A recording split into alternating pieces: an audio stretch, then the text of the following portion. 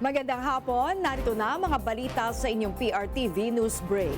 Pinaalahanan ng Department of Migrant Workers ang mga overseas Filipino workers na bawal ang pag-withhold ng kanilang pasaporte ng kanilang mga employer.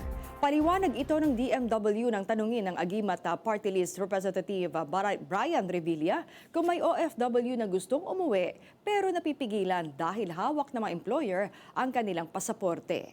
Ayon sa DMW, ito'y paglabag sa kontrata ng OFW at ng employer.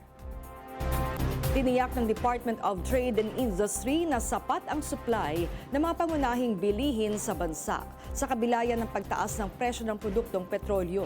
Ayon kay Trade Assistant Secretary Regino Malyari Jr., aabot pa sa 2 buwan ang inventory ng mga pangunahing produkto base yan mismo sa mga manufacturer.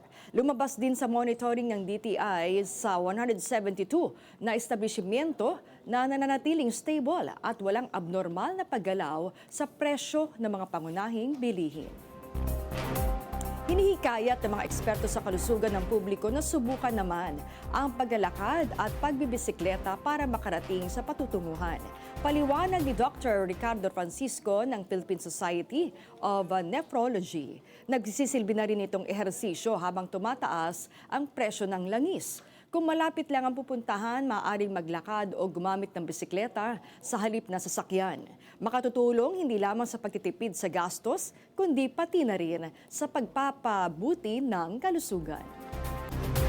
At yan ang mga balita na kalap ng inyong PRTV News Break. Live kami sa Free-to-Air, Bin Channel 31, Signal Channel 31 at sa YouTube. Tumutok din sa aming social media accounts sa Instagram, Facebook at TikTok sa @PRTV Prime Media. Ako po si Maan Makapagal. Magandang hapon.